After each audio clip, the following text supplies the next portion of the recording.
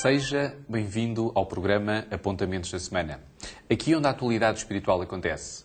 Nesta emissão daremos um enfoque à vivência em adoração, no período do exílio israelita e na consequente etapa de restauração.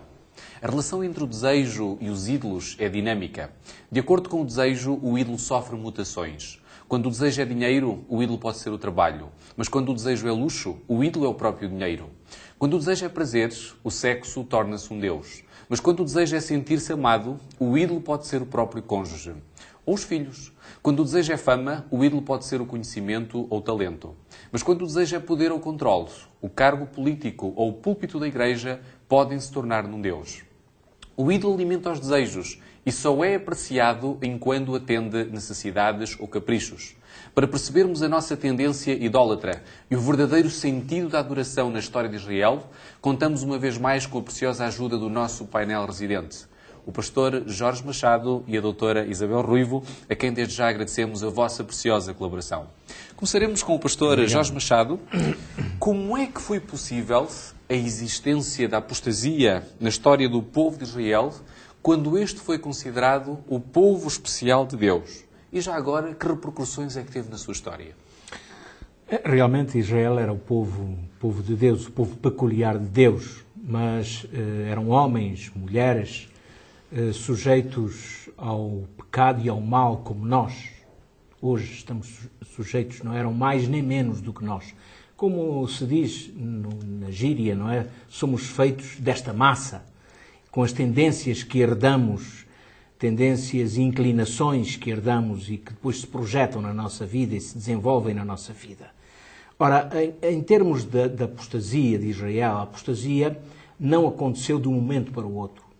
Não foi no momento em que Israel se reuniu e disse: a partir de agora nós apostatamos, ou seja, nós vamos voltar as costas para Deus.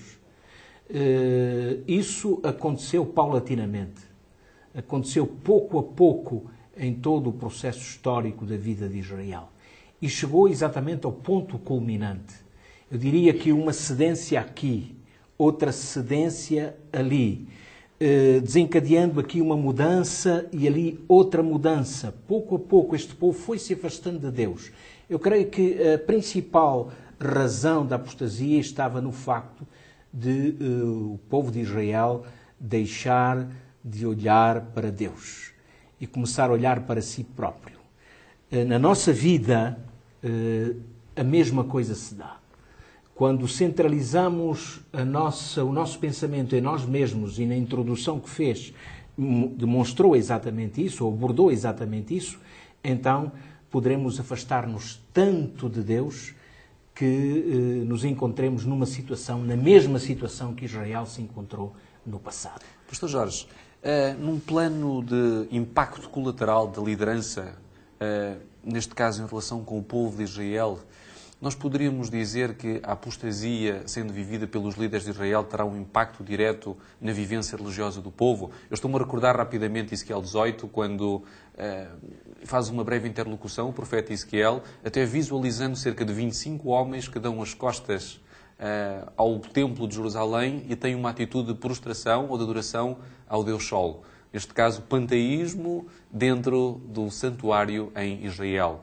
Como é que isto se repercute na vivência do povo? É claro que sim, a liderança é responsável por aqueles a quem que lidera, não é? E deverão ser um exemplo. E Deus chamou homens que escolheu e capacitou e que acreditou neles para que se pudessem tornar um exemplo. Mas Deus não lhes tirou uma faculdade muito importante que também não nos tira a nós, que é a faculdade de escolher. Livre-arbítrio. O livre-arbítrio, de podermos decidir o que fazer com a nossa vida e que rumo devemos tomar. E aqui é que está a questão crucial. Quando a liderança deixou de realmente olhar também eles para Deus, o povo recebeu essa influência também dos próprios líderes. Não só a influência através das palavras que eram proferidas, mas sobretudo da vivência da própria liderança.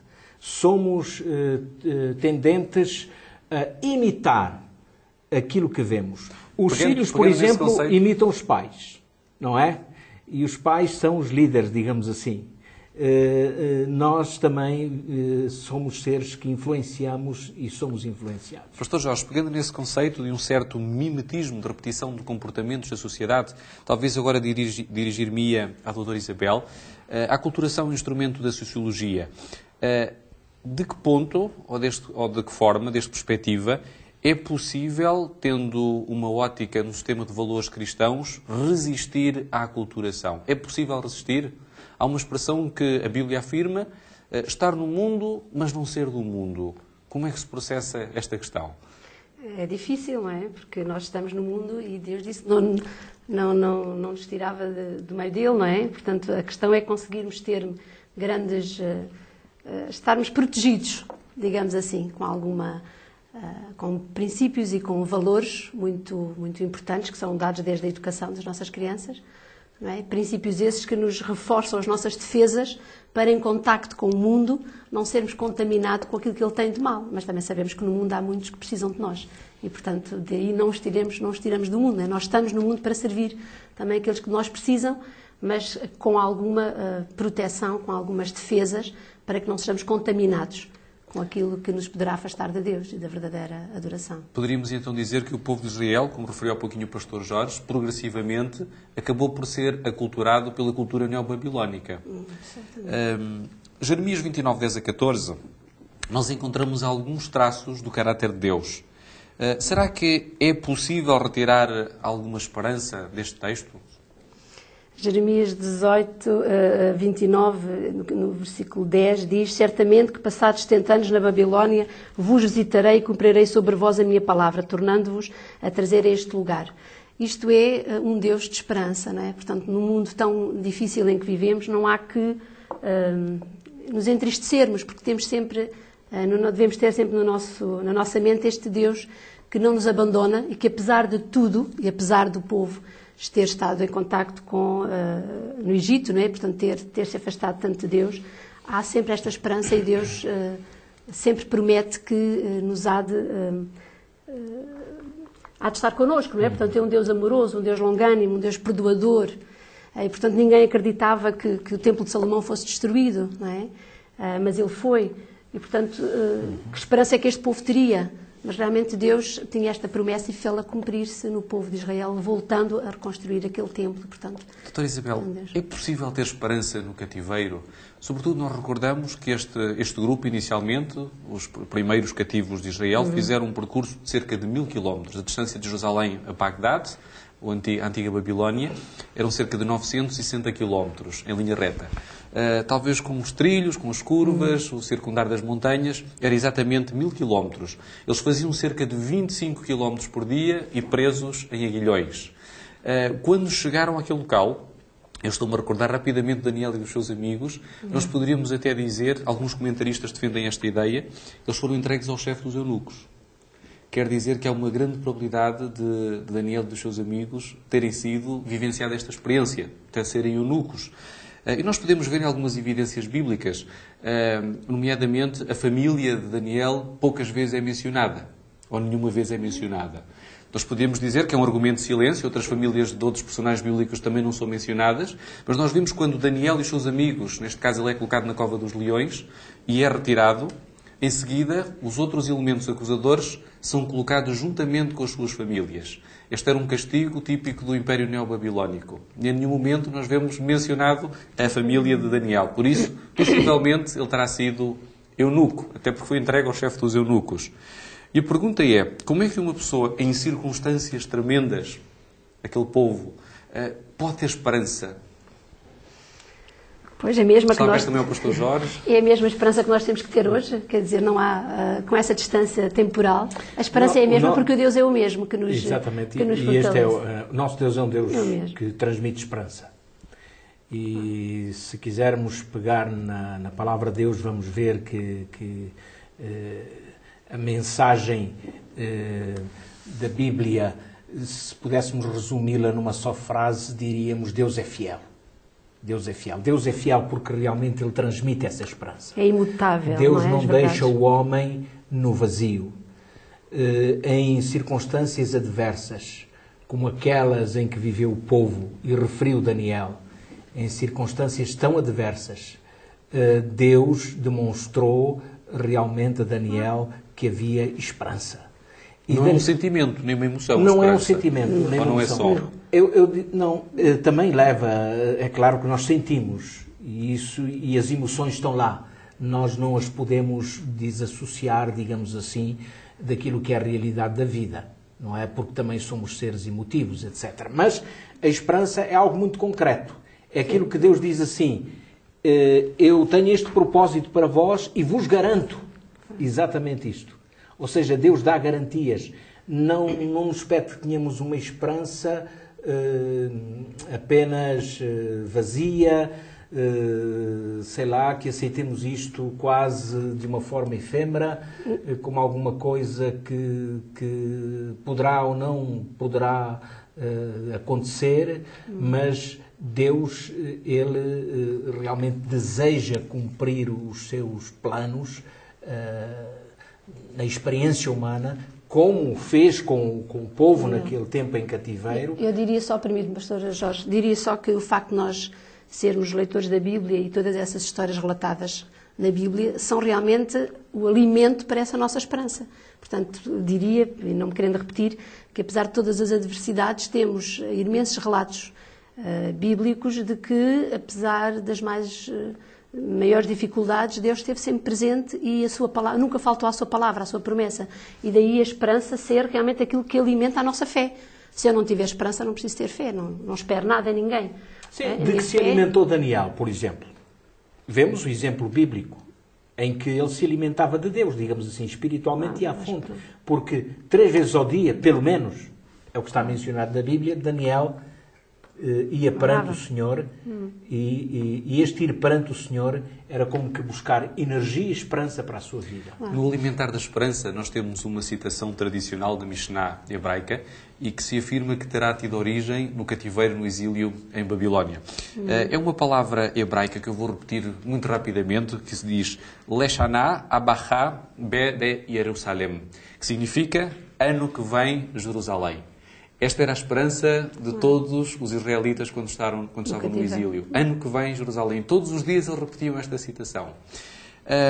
Pastor Jorge, é verdade que Deus deu uma oportunidade a Israel, sobretudo relacionado com o regresso do exílio, e estava relacionado com o cumprimento de um destino profético. A pergunta é, de que forma é que se cumpriria este plano e qual o seu centro teológico?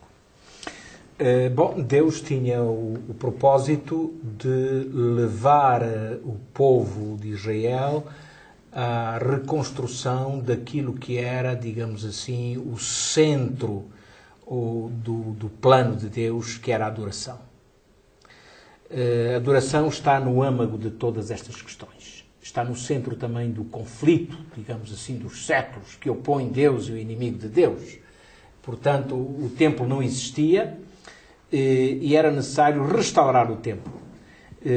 Por exemplo, o templo, quando nós falamos no templo, estamos a falar naturalmente do santuário, o lugar onde Deus ensinava a salvação, porque era através exatamente do santuário que Deus, durante muitos anos, ministrou a Israel acerca do plano da salvação, através de toda aquela simbologia. Portanto, aqui vemos a importância do templo, da reconstrução do templo. Este era o propósito exatamente de Deus.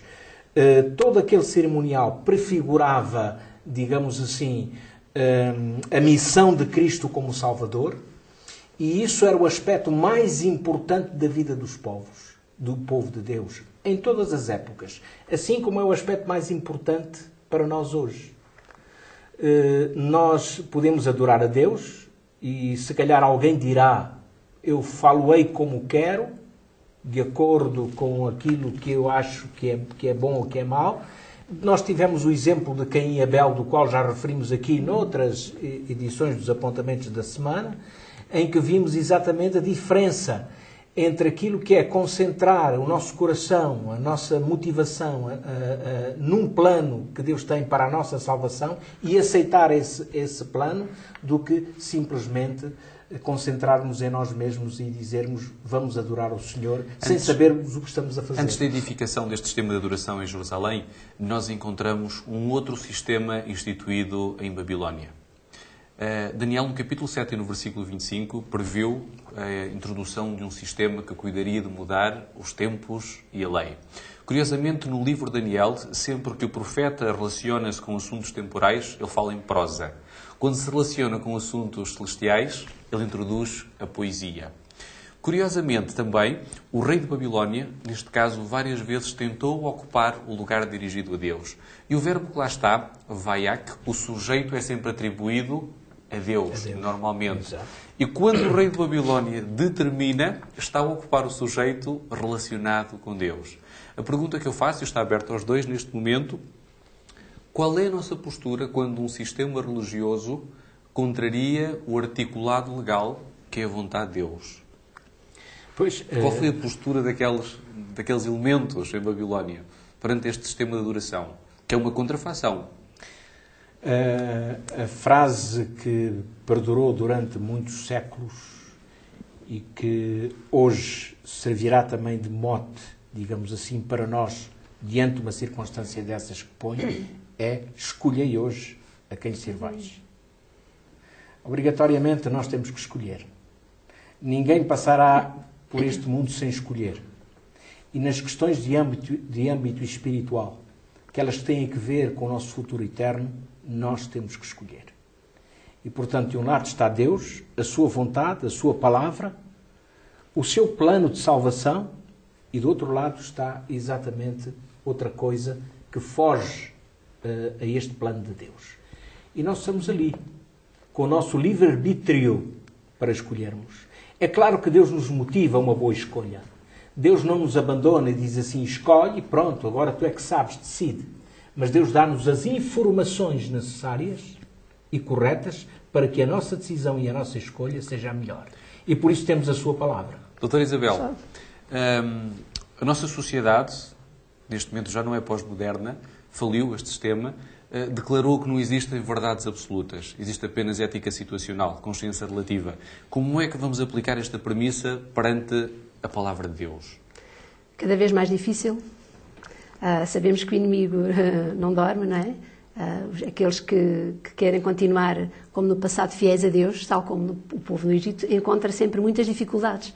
E à nossa volta há sempre muitas solicitações, muitos deuses, como há bocadinho referia na sua introdução, que nos afastam de Deus. Portanto, toda a teoria que hoje está vigente na nossa sociedade nos afasta desse Deus verdadeiro, deste Deus a quem nós queremos adorar.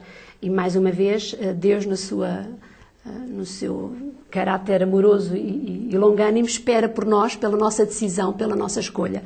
E a nossa vida, ao longo de todo o tempo, é feita de escolhas, de opções, não é? E, portanto, desde sempre temos que escolher o melhor lugar. E sabemos que é difícil, sempre com os olhos postos em Deus e sempre muito virados para as nossas crenças, a nossa fé, para que possamos estar sempre do lado certo, no momento da decisão. Uma última questão. O profeta Zacarias continua a admoestar o povo, sempre no sentido de fazer com que eles voltem para a verdadeira adoração, e ele diz: os vossos pais, onde é que estão? O que é que quereria dizer o profeta nesta alusão à identidade? Zacarias queria que Deus, que o povo se lembrasse dos ensinos dos seus antepassados. É importante não perdermos as nossas raízes. É importante lembrarmos aqueles que nos ensinaram desde do berço. E, portanto, também aqui Zacarias faz apelo a esse povo que lembre os seus antepassados, lembre no fundo, os verdadeiros ensinos. A verdadeira adoração estaria com os seus antepassados, com os seus pais, que ele aqui chama pais. E fazendo aqui uma breve analogia com a nossa educação, com os nossos dias, também a forma como educamos os nossos filhos deve fazer com que eles, quando forem grandes, se lembrem daquilo que aprenderam em crianças. E, portanto, se ensinarmos bem, eles estarão a lembrar-se-ão de coisas boas. E Deus, que foi um bom pai, ensinou bem o seu povo. Era importante que ele, agora perdido, se lembrasse dos seus ensinos. E, no fundo, era isso que Zacarias queria alertar o povo nesta altura. Ok. Ao introduzir este elemento da adoração na meninice, é extremamente importante.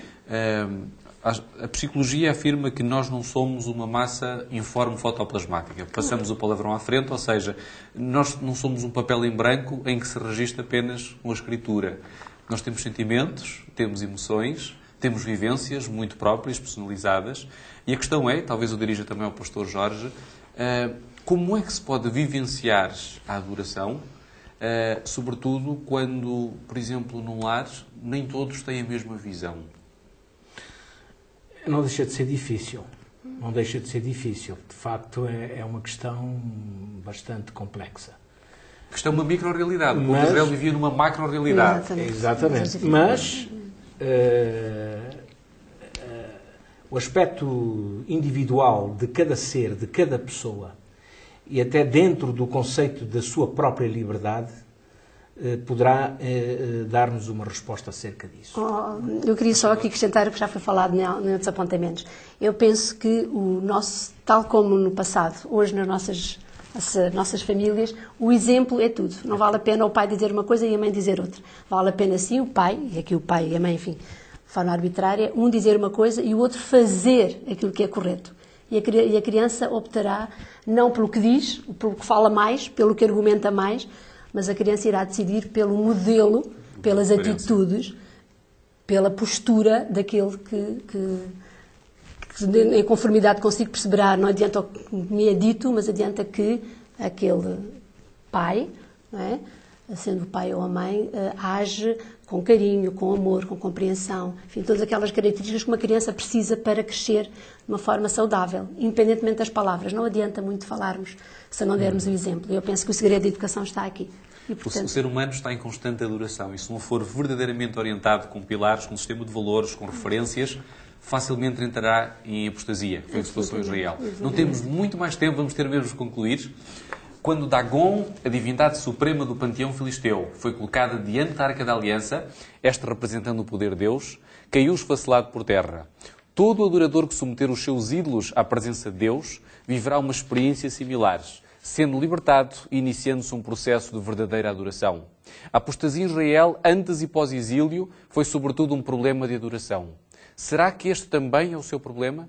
Na próxima semana voltaremos a falar sobre a adoração, desde o ponto de vista de Jesus, em espírito e em verdade. Promete, não falte. Marcamos encontro consigo no próximo programa.